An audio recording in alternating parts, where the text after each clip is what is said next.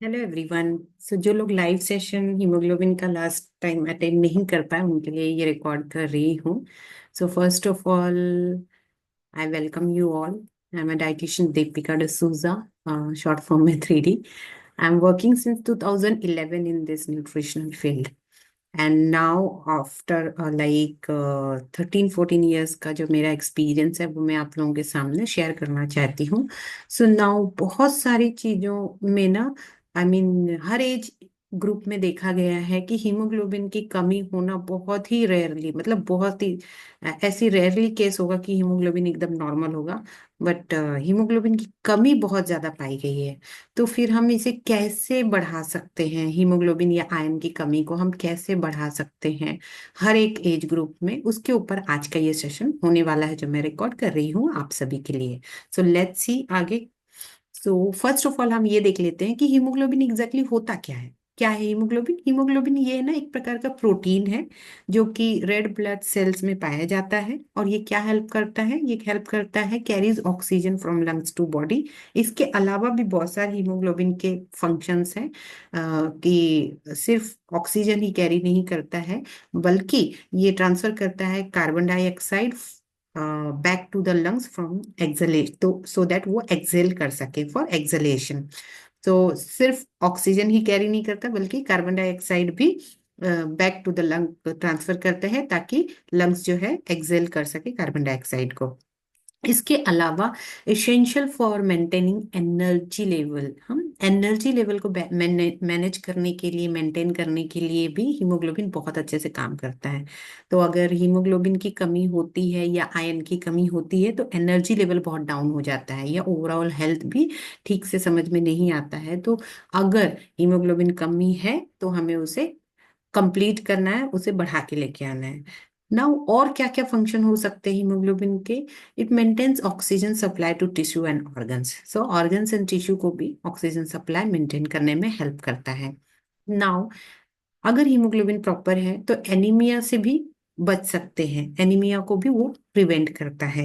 इसके अलावा supports brain function, brain function को सपोर्ट करता है, मस्कुलर एक्टिविटीज को सपोर्ट करता है, इम्यून सिस्टम को सपोर्ट करता है। सो ये इस प्रकार से हीमोग्लोबिन की मल्टीपल फंक्शंस होते हैं, ऐसे नहीं कि एक ही फंक्शन, मल्टीपल फंक्शंस है। इसीलिए इसेंशियल है कि हीमोग्लोबिन की कमी एंड आयरन की कमी शरीर में होना नहीं चाहिए। और अगर है तो उसे हमें मैनेज करना चाहिए, back to the normal level पे लेके आना चाहिए।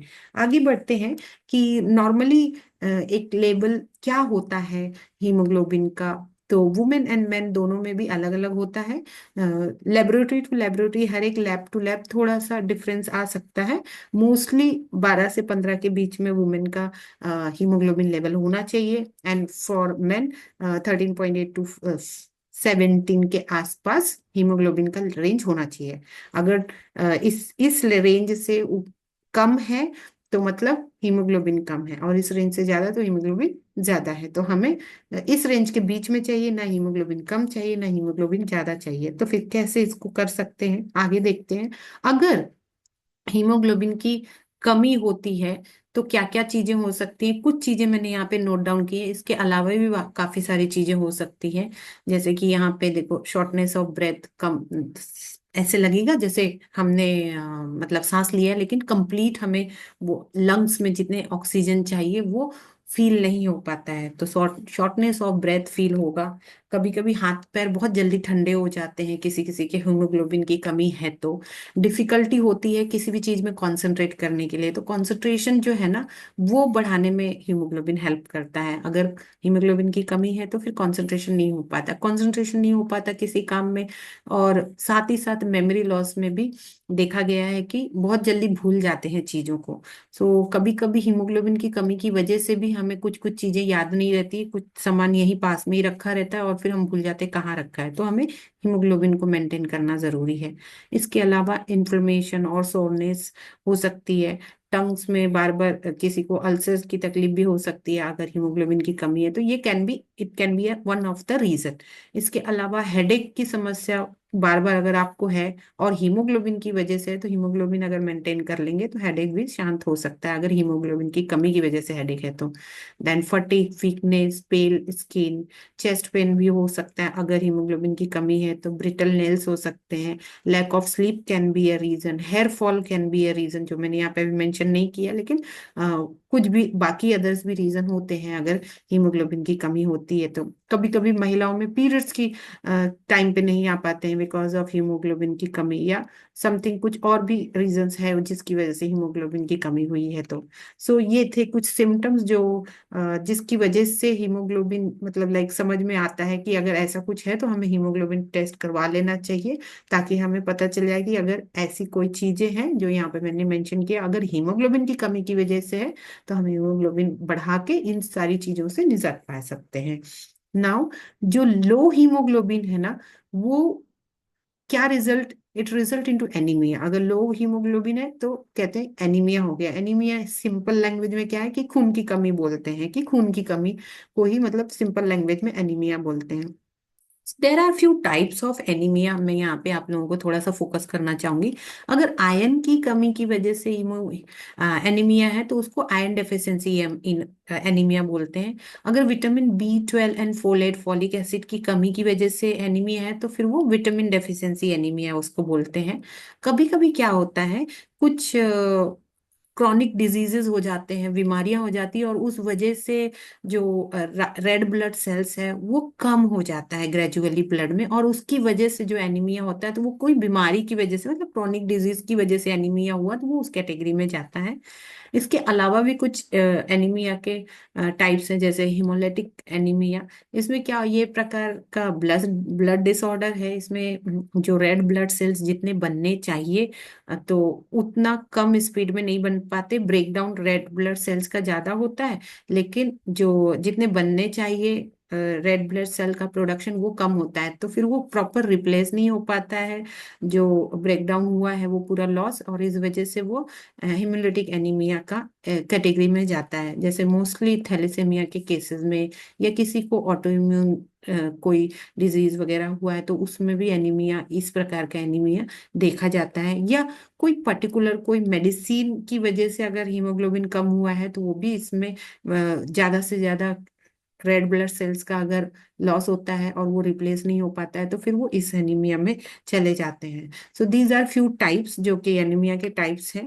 इस आगे बढ़ते हैं कि हम ऐसा कौन सी चीजें हैं जो एनीमिया को हिंडर कर, आई मीन जो आयरन के एब्जॉर्प्शन को हिंडर करते हैं, जो इनहिबिट करते हैं आयरन के एब्जॉर्प्शन को। यहाँ पे आप लोग प्लीज ध्यान से देखना इस स्लाइड को, ये बहुत ही ज्यादा इंपॉर्टेंट है और इसको समझना बहुत ज्यादा इंपॉर्टेंट है। अगर इसके ऊपर कार्य नहीं किया गया ना, ये इनहिबिटर्स के ऊपर, तो कितना भी हेल्दी खाना क्यों ना खा लिया जाए, हम एनीमिया को या हीमोग्लोबिन को बढ़ाना में बहुत ज्यादा चैलेंज फील होगा, या फिर हेल्दी खाना खाने के बावजूद हीमोग्लोबिन नहीं बढ़ पाता, ओनली बिकॉज ऑफ हमें इनहिबिटर्स के बारे में नहीं पता होता है। इनहिबिटर्स ऐसी चीजें होते हैं जो आयन को शरीर में एब्जॉर्ब होने से रोकते हैं, वो 100% आयरन को शरीर में एब्जॉर्ब नहीं होने देते हैं। तो ऐसे कौन कौन सी चीजें हैं, तीन कैटेगरी मैंने यहाँ पे आप लोगों के लिए मेन तीन कैटेगरी लिस्ट डाउन की है। अब इसके ऊपर ध्यान दीजिए। अगर टी एंड कॉफी में टेनिन्स पाया जाता है, अगर टी एंड कॉफी आप रेगुलर बेसिस पे ब्रेकफास्ट के साथ ले रहे हो, और या फिर इवनिंग स्नैक्स में टी एंड कॉफी के साथ में कुछ अच्छा स्नैक्स ले रहे हो जिसमें हो सकता है आयरन हो, और फिर वो आयन एब्जॉर्ब नहीं होने देगा, तो टी एंड कॉफी अगर आप लवर हो, आप बिल्कुल इंजॉय करिए, बट ब्रेकफास्ट के साथ मत एंजॉय करिए। ब्रेकफास्ट के आधे घंटे बाद आप टी एंड कॉफी ले सकते हो। इवनिंग में भी आपको टी एंड कॉफी लेना है तो उसके साथ में कुछ मत खाइए, पहले आप टी एंड कॉफी खा लीजिए, उसके बाद मतलब पी लीजिए, उसके बाद में आप 1 1.5 घंटे 2 घंटे के बाद में कुछ और खा सकते हैं। अगर आपको भूख लगी है तो पहले आप खा लीजिए स्नैक्स, और 2 घंटे बाद आप टी एंड कॉफी ले सकते हो। So if you are tea and coffee lover, then आपको ये इस बात का ध्यान रखना होगा कि चाय एंड कॉफी इसके बीच में 2 घंटे का खाने का गैप होना चाहिए। सो सपोज आपने सुबह का नाश्ता कर लिया 10 बजे, तो फिर आप 12 बजे तक टी एंड कॉफी ले सकते हो और फिर 2 बजे तक आपका लंच हो जाएगा। ऐसे आप कुछ कर सकते हो। इवनिंग का भी सेम, अगर आपने 2 बजे लिया है आपका लंच, तो आप 4 साढ़े 4 बजे तक टी एंड कॉफी ले सकते हो, और उसके बाद में इवनिंग का स्नैक्स 1 डेढ़ घंटे बाद 5 6 बजे तक ले सकते हो, और फिर आपका खाने का रूटीन हो जाएगा। सो इस अगर आप टी एंड कॉफी लवर हो तो आपको टी एंड कॉफी का जो टाइम है खाने के साथ में कॉम्बिनेशन में हटाना होगा। ओके। और दूसरी बात, अगर आप टी एंड कॉफी लवर नहीं हो तो आप टी एंड कॉफी सिंपली बंद कर दीजिए, कोई प्रॉब्लम नहीं है। आप जीरा टी ले सकते हो, आप टर्मरिक टी ले सकते हो, जो भी हर्बल चीजें हैं जिसमें चाय पत्ती नहीं डालते, बिना चाय पत्ती वाली चीजें आप ले सकते हो। ओके। नाउ सेकंड इनिबिटर ऐसा क्या है जिसकी वजह से हमारे खाने से, हम टेस्टी खाना खाएं, हेल्दी खाना खाएं, फिर भी हमारे शरीर में वो एब्जॉर्ब नहीं होने देता है आयन को? तो सेकंड कैटेगरी में आता है कैल्शियम। जो स्पेसिफिकली डेयरी प्रोडक्ट से जो कैल्शियम आता है, वो क्या करता है, आयन को एब्जॉर्ब नहीं होने देता है शरीर में ठीक से। वो हम ये कह सकते हैं कि T and coffee and calcium ये जो है एनीमिक कह सकते हैं, या फिर दुश्मन, जो भी आप इसका नाम देना चाहे। ये बहुत ज्यादा हमें इनसे और आयरन रिच फूड से दोनों के बीच में 2 घंटे का गैप रखना जरूरी है, ताकि कैल्शियम भी शरीर को मिले और आयरन भी शरीर को मिले, और आयरन और कैल्शियम का झगड़ा ना हो। ओके। सो हमें बस ये सुलह कराने की जरूरत नहीं है। अगर हम कैल्शियम और आयरन को बोलेंगे कि आप लोग झगड़ा मत करो, तो they are not going to listen.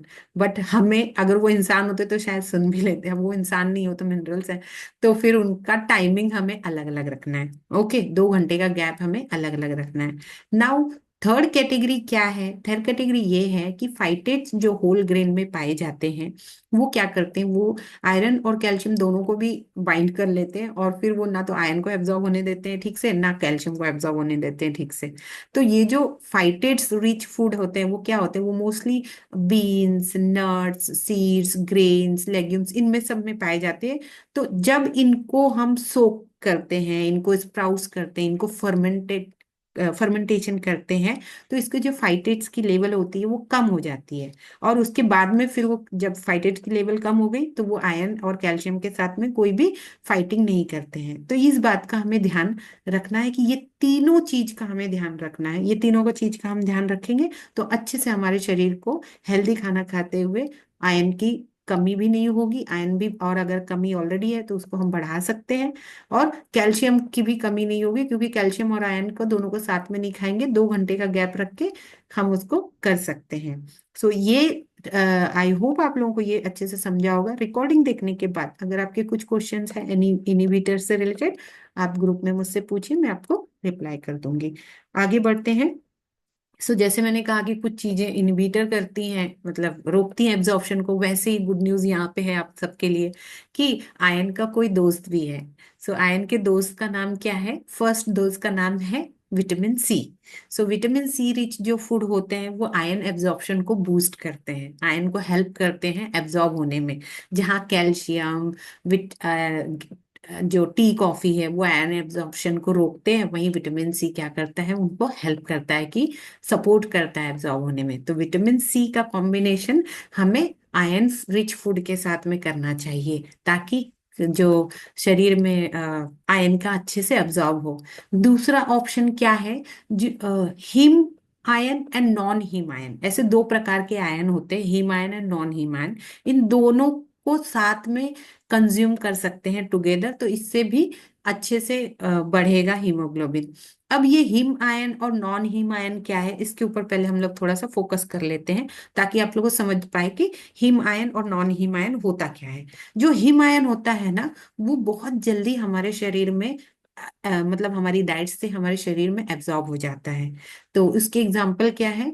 जैसे कि हिम आयन जो है वो नॉनवेज में पाया जाता है, जो रेड मीट होता है, एंड देन चिकन वगैरह में हो गया, तुर्की में हो गया, देन फिश में भी पाया जाता है, ऑयस्टर, मसल्स, लैम, लीवर। सो लीवर वगैरह ये बहुत अच्छा सोर्स है आयन का, रेड मीट वगैरह भी। तो जो नॉन वेजिटेरियन है उनके लिए सिर्फ नॉनवेज का ऐसे सेवन अच्छे से कर लिया तो हो जाएगा। लेकिन अगेन हम क्या करते हैं, अगर नॉनवेज को ज्यादा तेल मसाला डाल के टेस्टी बनाने के चक्कर में उसके अंदर का जो न्यूट्रिशन है वो ठीक से शरीर को नहीं मिल पाता है। तो बेटर, अगर हमें जब भी हीम आयन हमारे शरीर में चाहिए और अगर हम नॉन वेजिटेरियन हैं तो हमें कम तेल मसाले का जो ये है अपना नॉनवेज है वो हम आराम से इंजॉय कर सकते हैं वीक में 3 बार। दूसरी बात ये है कि अब जब हम नॉनवेज बनाते हैं तो उसमें लोग कर्ड डाल देते हैं। कर्ड क्या है? कर्ड कैल्शियम रिच में आ गया। तो फिर जो नॉनवेज से हमें क्या मिलने वाला था, आयरन ठीक से शरीर को मिलने वाला था, वो कर्ड की वजह से, कर्ड में जो केसीन प्रोटीन है और कैल्शियम है उसकी वजह से वो ठीक से शरीर को नहीं मिल पाता। तो फिर कोशिश करना है कि नॉनवेज के साथ में जब भी हम उसका ग्रेवी बना रहे हैं उसमें हमें कैल्शियम रिच फूड नहीं डालना है। Milk milk and dairy products, curd वगैरह, इन सब का चीजें हमें नॉनवेज बनाते समय या नॉनवेज खाते समय हमें उसके 2 घंटे का गैप रखना है, ताकि नॉनवेज से मिलने वाला जो आयन है वो हमारे शरीर को सच में अच्छे से मिल सके। सो हीम आयन एग्जैक्टली क्या है? नॉनवेज में पाए जाने वाले जो आयन है उसको हीम आयन बोलते हैं, और वो शरीर को अच्छे से एब्जॉर्ब हो जाता है अगर वो कम तेल मसाले का लिया गया है तो। Okay, now second, second iron name is non haem iron. What is non haem iron? जो भी प्लांट बेस्ड चीजें हैं और उनसे जो आयन हमें शरीर को मिलता है उसे कहते हैं नॉन हीम आयन। अब ये जो नॉन हीम आयन है ना वो थोड़ा कमजोर होता है बेचारा, तो इसको सपोर्ट करने के लिए इसके दोस्त चाहिए। तो हमने पीछे क्या डिस्कस किया था? दोस्त कौन है? विटामिन सी, है ना। Vitamin C non haem iron का दोस्त है। तो जब नॉन हीम आयन रिच जो फूड होते हैं, जो वेजिटेरियन आयन रिच फूड होते हैं, उनको विटामिन सी का कॉम्बिनेशन दे दिया तो अच्छे से वो एब्जॉर्ब हो जाते हैं। सेम टाइम पे कैल्शियम से दूर रखना है। नॉन हीम आयन हो या हीम आयन हो, दोनों भी आयन को कैल्शियम से 2 घंटे दूर रखना है ताकि वो आयन शरीर को अच्छे से एब्जॉर्ब हो जाए। कैल्शियम और आयन का क्या हो, बीच में झगड़ा ना हो। ओके, आगे बढ़ते हैं। फिर आपको समझ गया haem iron and non haem iron. Now अब प्रैक्टिकली कैसे हम हीमोग्लोबिन बढ़ा सकते हैं उसके ऊपर मैं आपको फोकस करूंगी। बहुत ध्यान से सुनिएगा कैसे हीमोग्लोबिन हम बढ़ा सकते हैं। सो यहाँ पे मैंने कुछ 10 पॉइंट्स आप लोगों के लिए नोट डाउन किए। ये 10 के 10 पॉइंट मैं आप लोगों को एक्सप्लेन करती हूँ। फर्स्ट ये है कि eating combination of him and non heme ion. अगर आप नॉन वेजिटेरियन हो तो ये वाला आप फॉलो कर सकते हो कि जो आयरन रिच फूड है हिम वाला वो, और जो non him iron rich food है वो दोनों भी आप कॉम्बिनेशन करके खाइए, लेकिन उसके साथ में कैल्शियम रिच फूड नहीं लेना है। दूसरा, eating calcium rich food with iron rich food. So sorry, calcium नहीं, eating vitamin C rich food with iron rich food. So एक तो heme iron non heme iron ये ऑप्शन नॉन वेजिटेरियन के लिए हो गया, लेकिन अगर आप वेजिटेरियन हो तो आपको विटामिन सी, जो आयरन का फ्रेंड है, तो विटामिन सी को हमेशा आयरन रिच फूड के साथ में लेना चाहिए। तो विटामिन सी रिच फूड की लिस्ट आप बना के रख लेना है, फ्रिज में चिपका देना है। आयरन रिच फूड की लिस्ट बना के फ्रिज में चिपका देना है। कैल्शियम रिच फूड की लिस्ट बना के फ्रिज में चिपका देना है। इन सारी लिस्ट तो आपको मोस्टली गूगल पे मिल ही जाएगा, है ना। Now, eating vitamin B12 rich food. अब विटामिन B12 रिच फूड देखो इसमें क्या क्या आ रहा है, meat, dairy, then eggs and eggs आ गए एंड सप्लीमेंट आ गए। लेकिन इसमें विटामिन 12 अगर चाहिए तो डेयरीज जो चीजें हो गई, तो मीट तो ठीक है हिमायन में आ गया, एग्स भी हिमायन में आ गया, बाकी डॉक्टर सप्लीमेंट भी देते हैं B12 का। सो अगर आप वेजिटेरियन हो तो विटामिन B12 की कमी होना बहुत ज्यादा पाने को हो सकता है, चांसेस हो सकते हैं। लेकिन आप नॉन वेजिटेरियन हो और आप नॉन वेज खा रहे हो तो आपको विटामिन B12 आसानी से मिल सकता है आपके फूड से। लेकिन अगर आप वेजिटेरियन हो तो आप विटामिन B12 का बीकासूल वगैरह या फिर न्यूरोबियन फूड, जो vitamin B12 and B complex के सप्लीमेंट होते हैं, इजीली अवेलेबल है मेडिकल में, वो आप कंटिन्यू एक टैबलेट डेली ले सकते हो अगर वेजिटेरियन हो तो, और B12 की कमी है तो। नहीं है तो नहीं लेने की जरूरत है। दूसरी बात, जब भी vitamin B12 rich dairy products ले रहे हैं, लाइक मिल्क ले रहे हैं या फिर कर्ड ले रहे हैं या फिर चीज ले रहे हैं, पनीर ले रहे हैं, इनमें विटामिन B12 तो आपको मिल जाएगा, लेकिन साथ साथ इसमें कैल्शियम भी है। तो इसके साथ में कैल्शियम भी होने की वजह से आपको इसको आयरन रिच फूड के साथ नहीं लेना है। इसको आप सेपरेट ही लेना, मतलब आयरन रिच फूड के साथ में एंड डेयरी प्रोडक्ट्स में कैल्शियम होने की वजह से इनको 2 घंटे का गैप रखना है, ताकि विटामिन B12 भी आपको मिल जाए, लेकिन कैल्शियम की वजह से आयरन का प्रॉब्लम ना हो, मतलब आयरन का एब्जॉर्प्शन में कोई हिंड्रेंस ना आए। तो ये चीज आपको याद रखनी है। फोर्थ पॉइंट यह है कि जो फोलेट होता है, फॉलिक एसिड जिसे कहते हैं, विटामिन B9 भी कहते हैं, ये लीफी वेजिटेबल में पाया जाता है, लेग्यूम्स एंड नट्स में पाया जाता है।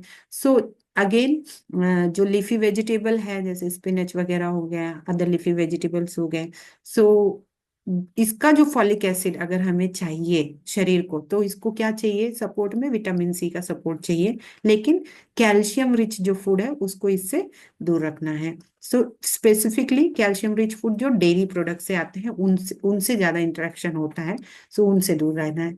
इसके अलावा रेगुलर एक्सरसाइज की जरूरत है, ताकि हीमोग्लोबिन जो है ना अच्छे से मेंटेन रखने के लिए ब्लड सर्कुलेशन होना जरूरी है। सो ब्लड सर्कुलेशन एक्सरसाइज से मिलता है। अगर आप एक्सरसाइज नहीं कर सकते, आप नॉर्मल वॉक कर सकते हो, किसी भी प्रकार का, अगर आप योगा कर रहे हो आप योगा कर सकते हो। आप अगर चलना नहीं है तो आप बैठ के कोई एक्सरसाइज, चेयर एक्सरसाइज कर सकते हो। सो कोई ना कोई प्रकार की एक्टिविटीज आपको रखनी जिससे हीमोग्लोबिन के लिए अच्छे से ब्लड सर्कुलेशन मिले। नाउ 6 पॉइंट इज पानी की कमी नहीं होनी चाहिए। तो पूरे दिन भर में आपको 2.5 से 3 लीटर पानी मैनेज करना है, ताकि पानी की कमी ना हो और प्रॉपर से बॉडी क्या हाइड्रेटेड रहे। इसके अलावा रेगुलर हेल्थ चेकअप करना जरूरी है। अगर किसी को पहले से ही, बचपन से ही हीमोग्लोबिन की कमी की शिकायत है, तो आपको हर 3 महीने में अपना हीमोग्लोबिन चेक करना चाहिए, ताकि पता चले कि अगर हीमोग्लोबिन कम हुआ है तो उसे वापस से मैनेज कर लें। ज्यादा हीमोग्लोबिन कम होने देने का इंतजार ही नहीं करना है। तो रेगुलर हेल्थ चेकअप करने की वजह से हमें पता चल जाएगा कि हीमोग्लोबिन हमारा मेंटेन है कि नहीं। तो हर 3 3 महीने में आप हीमोग्लोबिन का टेस्ट कर सकते हैं अपने डॉक्टर से बोल के। दूसरी बात आप और क्या है कि हमें we have to avoid over cooking cooking of vegetable. कभी कभी हम ओवर कुक कर देते हैं वेजिटेबल्स को, और उस वजह से उसके विटामिन लॉस हो जाते हैं, और इस वजह से भी काफी सारे न्यूट्रिशन जो हमें मिलने चाहिए खाने से, हमारी सब्जियों से, वो हमें ओवर कुकिंग होने की वजह से नहीं मिल पाते हैं। Now next is laughing therapy and anulom vilom. Laughing therapy ये क्या करता है, एक तो माइंड अच्छे से रखता है, इसके अलावा एक माइंड खुश होने की वजह से काफी सारा ब्लड सर्कुलेशन में ऑब्वियसली माइंड में हेल्प करता है। नाउ हीमोग्लोबिन जो है उसको अच्छा ऑक्सीजन भी चाहिए अच्छे से मेंटेन रखने के लिए। सो खाने के साथ साथ जब हम कोई प्राणायाम करते हैं जिससे ऑक्सीजन लेवल हमारे शरीर में अच्छे से जाता है, जैसे कि अनुलोम विलोम मैंने यहाँ पे एक मेंशन किया है, इसके अलावा भी काफी प्राणायाम है या ब्रीदिंग टेक्निक है जो हम कर सकते हैं हमारे ऑक्सीजन लेवल को अच्छे से मैनेज करने के लिए। और ऑक्सीजन लेवल अच्छे से मैनेज रहेगा तो इजी हो जाएगा हमें, मतलब हीमोग्लोबिन बढ़ाने के लिए, या हीमोग्लोबिन बढ़ गया है तो ऑलरेडी उसको मेंटेन रखने के लिए। सो एक तो लाफिंग थेरेपी मैंने कल प्रैक्टिकली किया था। सो लाफिंग थेरेपी का अभी हम क्योंकि रिकॉर्डिंग कर रही है तो मे बी थेरेपी का प्रैक्टिस नहीं कर पाऊंगी, बट या अगर आपको लाफिंग थेरेपी के रिलेटेड वीडियो चाहिए तो आप मुझे बोल सकते हो, तो मैं आपको लाफिंग थेरेपी का वीडियो अलग से रिकॉर्ड करके भेज दूंगी। नाउ द लास्ट पॉइंट जो मैंने आप लोगों के लिए नोट डाउन किया है वो, keep 2 hours gap between calcium rich food and iron rich food. अगर हीमोग्लोबिन बढ़ाना है तो हमें ये 10 पॉइंट को बहुत अच्छे से ध्यान देना होगा, वेजिटेरियन के लिए एंड नॉन वेजिटेरियन के लिए, ताकि हीमोग्लोबिन अच्छे से बढ़े और उसे मेंटेन भी रख सके। मतलब हीमोग्लोबिन सिर्फ बढ़ाना ही नहीं है, उसे मेंटेन भी रखना है। सो आगे बढ़ते हैं। अगर ये जो मैंने आप लोगों को बेसिक सेशन दिया है कैसे हीमोग्लोबिन बढ़ा सकते हैं, तो जो 10 पॉइंट आप फॉलो कर नहीं पाएंगे और आपको लगेगा कि आपको डाइटिशियन के सपोर्ट की जरूरत है। So if you want to increase your haemoglobin level practically अगर करना चाहते हो under the supervision of myself, I am dietitian Deepika D'Souza as you know starting में। सो मैंने आप लोगों के लिए 2 महीने का एक प्रोग्राम बनाया है, कस्टमाइज प्रोग्राम, जिसमें प्रैक्टिकली हीमोग्लोबिन 2 महीने के अंदर ही बढ़ जाएगा। सो फर्स्ट मंथ में हम हीमोग्लोबिन बढ़ाएंगे और सेकेंड मंथ में हम हीमोग्लोबिन को बढ़ने के बाद में मेंटेन करेंगे, बिकॉज हीमोग्लोबिन बढ़ाने के बाद या आयरन बढ़ाने के बाद मेंटेन करना भी बहुत ज्यादा जरूरी है। तो ये 2 महीनों में आपका प्रैक्टिकली हीमोग्लोबिन बढ़ेगा। आप पहले ब्लड टेस्ट चेक कर लीजिए और बाद में 2 महीने बाद में फिर से ब्लड टेस्ट चेक करिए, तो आपका हीमोग्लोबिन लेवल मस्त बढ़ा हुआ आएगा अगर आप प्रैक्टिकली ये चीजों को फॉलो करेंगे जो मैं आपको प्रोग्राम में सिखाने वाली हूँ। सो एग्जैक्टली मैं इसमें क्या क्या लेने वाली हूँ 2 मंथ के हीमोग्लोबिन के कोर्स में।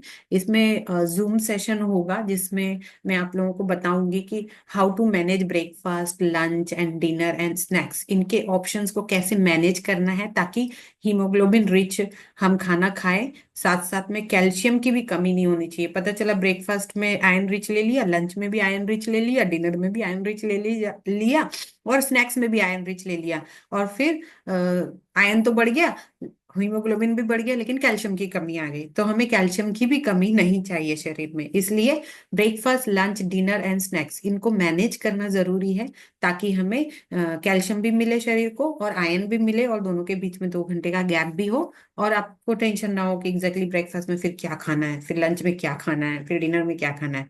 जो घर का ही खाना है उसको कैसे मैनेज करना है, इसके ऊपर मैं पूरा आप लोगों को एक्सप्लेन करूंगी। और क्या होगा इसमें, every week question answer session होगा, क्योंकि जैसे अभी एवरी ट्यूसडे के आसपास ही सेशन होगा, 5:30 बजे इसका प्रैक्टिकल जो सेशन, और ये बैच स्टार्ट हो रही है ट्यूसडे से। तो अगर आपको ज्वाइन करना है तो आप ट्यूसडे के पहले ज्वाइन कर सकते हैं। तो एवरी ट्यूसडे या एवरी वेनेसडे इसका क्वेश्चन आंसर सेशन होगा 5:30 इंडियन टाइमिंग के हिसाब से। जो भी मैं सिखाऊंगी उस वो 1 वीक आप जो फॉलो करेंगे, सो आपके क्या क्या चैलेंजेस आए वो क्वेश्चन आंसर सेशन में हम लोग डिस्कस करेंगे। ताकि प्रैक्टिकली बढ़ाना है ना, तो प्रैक्टिकल डिस्कशन भी जरूरी है।